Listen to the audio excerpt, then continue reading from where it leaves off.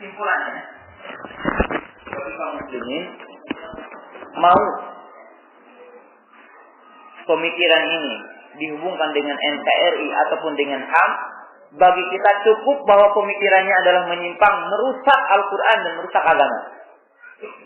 Ya. Mau punya hubungan dengan yang lainnya tidak peduli bagi kita. Yang jelas pemikiran ini adalah apa? Menyimpang.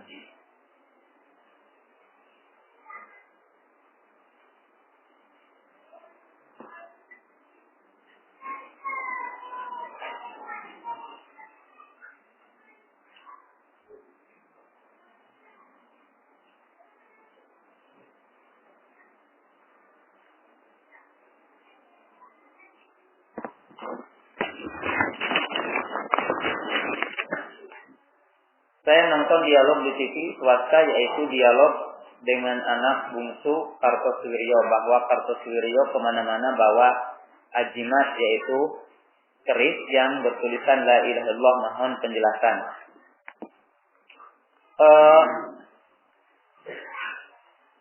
Para jamaah yang dirahmati Allah Ta'ala, ya, pertama kita berdoa kepada Allah Ta'ala, ya mudah-mudahan Allah Subhanahu wa Ta'ala mengampuni dosa apa?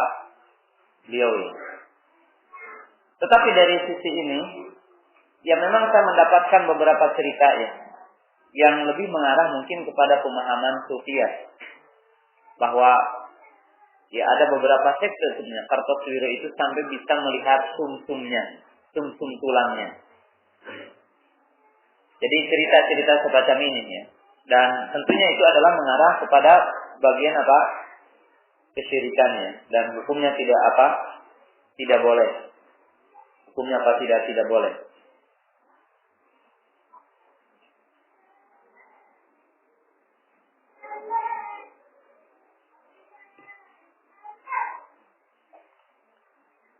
Yang jadi masalah, Ustaz, masyarakat kita tidak paham apa itu ulama dan siapa ulama itu. Al-ulama al-alim bi kitabillah, wal alimu bi sunnati Rasulillah, wal alimu bi aqwali salafil ummah. Yang dinamakan ulama paling tidak harus berkumpul 3 syarat utama. Yang pertama, dia alim kepada kitabullah. Yang dimaksud alim kepada kitabullah, tahu kepada kaidah-kaidah memahami kitab Allah. Tahu kepada kaidah tafsir, bagaimana menggabungkan ayat satu dengan yang lainnya, bagaimana menafsirkan Quran dengan hadis. Ya. Yang kedua, al-alimu bisunnah, orang yang alim kepada sunnah. Yang dimaksud di sini adalah memahami sahih dengan dhaifnya.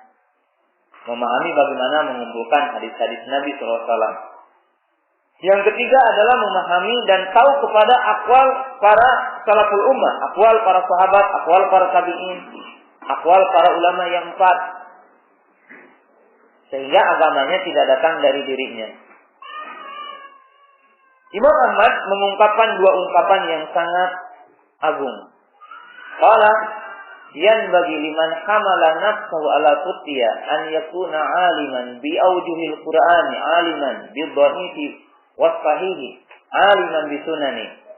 Kata beliau, wajib bagi orang yang menempatkan dirinya sebagai pemberi fatwa harus paham kepada sendi-sendi Quran. Yang kedua, harus bisa memisahkan sahih dengan dhaif. Yang ketiga, dia harus tahu di mana keberadaan hadis. Maksudnya begini, kalau kita itu ditanya tentang hadis-hadis tentang apa? Tentang sifat wudu Nabi SAW, harus tahu di mana adanya sifat-sifat wudu. Kalau kita ditanya tentang masalah muamalah, tentang masalah munakahah, ditanya tentang masalah imamah, ditanya tentang masalah bai'ah, di mana hadisnya? Jangan sampai kita mencari hadis di tempat yang bukan tempatnya hadis. Ya, namanya ulama harus tahu, harus kenal itu Sahih Bukhari, harus tahu itu Sahih Muslim, harus tahu Kutubus Sittah, harus tahu Kutubus Tis'ah. Ya, harus tahu Kutubul Masanid, dan dia harus pernah membacanya. Ya, melihat dan menelitinya. Imam Ahmad pernah ditanya, kapan si fulan dikatakan faqih? Man indahu mi'atu alfi hadisin. Imam Ahmad pernah ditanya, kapan si fulan dikatakan faqih, dikatakan ulama fikih? Maka kata beliau adalah orang yang tahu 100.000 hadis. Jadi yang dimaksud tahu 100.000 hadis itu tidak mesti hafal di luar apa?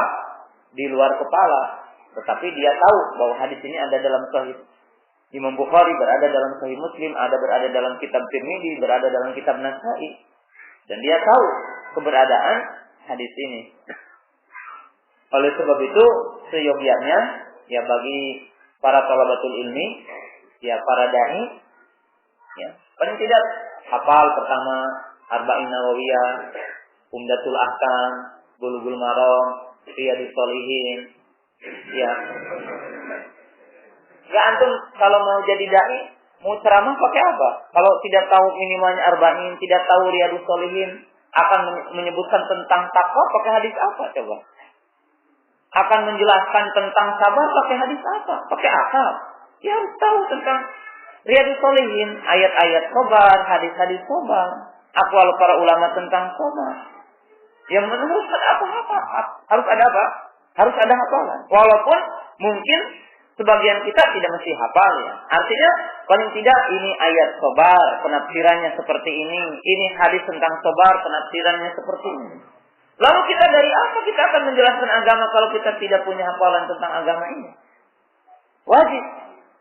Ya, bagi thalabul ilmi, bagi dai harus punya hafalan. Ya, bahkan harus dimini hafalan ini. Mungkin minggu ini hadis-hadis ini, minggu ini hadis-hadis ini.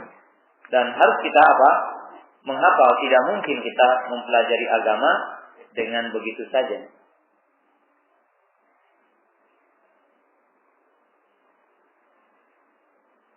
Bagaimana agar keluarga ya tidak terjerat bisa kembali kepada keluarganya? Para jemaah yang dirahmati Allah Subhanahu wa taala, ya. Yang terpenting bagi kita sekarang ini kan kewajiban untuk semuanya sadar untuk bersungguh-sungguh dalam mencari ilmu. Membekali anak dengan ilmu agama yang cukup ya. Dan 3 landasan yang tadi yang saya jelaskan adalah cukup ya. Dan tentunya ya pendidikan itu tidak akan berhasil kecuali ya 4 perkara itu bersatu. Yang pertama rumahnya. Ya kita sekarang pernah nggak rumah kita dijadikan sebagai tempat pendidikan? Contoh ya, dapat dibuktikan ya, keluarga yang paham kepada pendidikan, lihat aja, kalau kita masuk, lemarinya itu ada apa? Kalau di lemarinya itu ada gelas-gelas kecil, kemudian peninggalan-peninggalan masa dulu, itu bukan orang pendidikan, ahli sejarah. Itu dapat dibuktikan ya, rumahnya apa gitu. Ada bor atau tidak? Kalau sedikit kaya ada ruangan tempat sholat enggak gitu. Ada ruangan tempat belajar atau tidak? Itu dapat dibuktikan rumah yang ada pendidikan atau apa? Atau tidaknya. Ya. Kemudian ya, istrinya paham enggak? Ya, istri kita itu harus diajarkan. Kalau belum ya, minimalnya ya istri kita kalau tidak lulusan S1 pendidikan, paling tidak lulus PAUD gitu ya. Ya, tahu tentang TK gitu ya. Mesti istri kita diajari. Masa ingin mendapatkan generasi yang ulama, istri kita tidak pernah dididik tentang pendidikan? Ini tidak mungkin ya.